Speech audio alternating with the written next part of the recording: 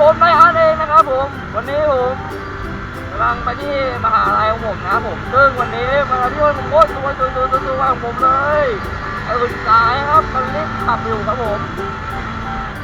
อาจจะดูไม่ค่อยดีเท่าไหร่กับตัวทุกคนที่จะมาชมนะ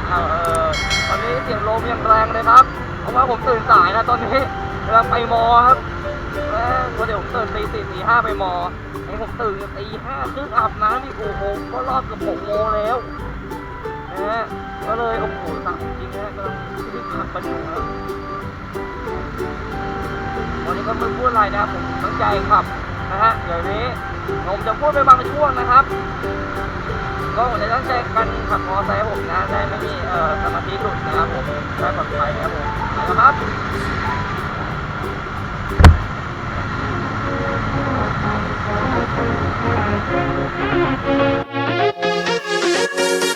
I've been trying to find my way. Take me by the hand and let's go find our own space. Somewhere in between you and me. It's a piece of magic that we need to release. Ooh, and now you're looking for a good time. I think you should take a chance with me. And do you wanna get the mood right? I think you should take a chance.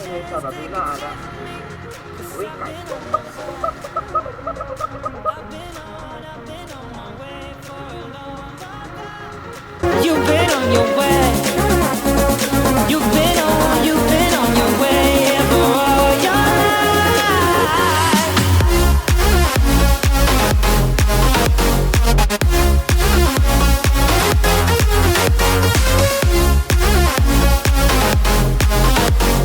Take a chance, take a. What the fuck?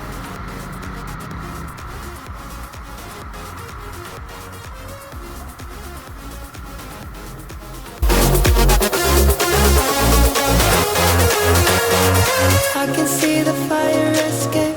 and you can read my mind. That's why you're heading that way. Nothing will ever be the same. Before there was you, I don't remember a day. Ooh, and now you're looking for a good time. I think you should take a chance with me. And do you wanna get the mood right?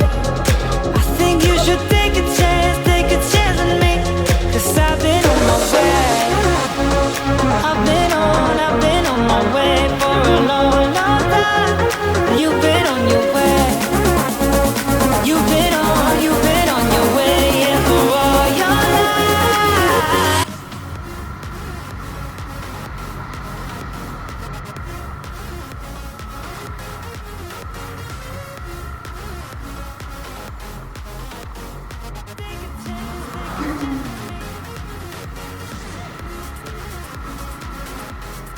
Tôi bảo làนิ้วซ้ายมันติดอ่ะ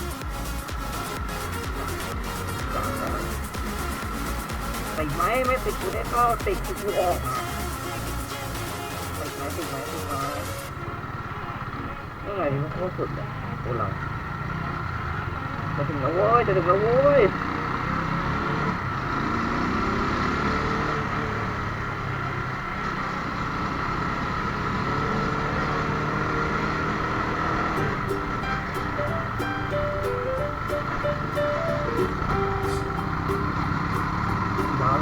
ไปยาวเลย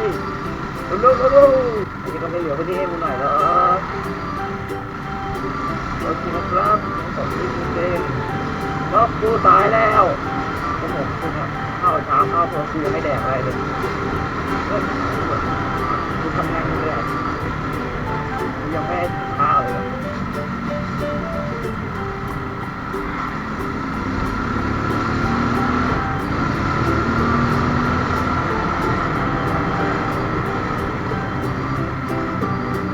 ซ้ายข้างหลังเราครับ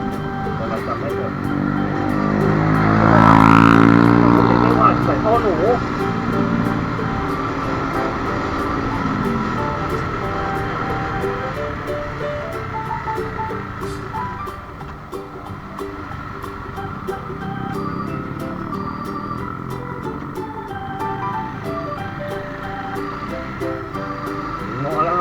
ประมาณ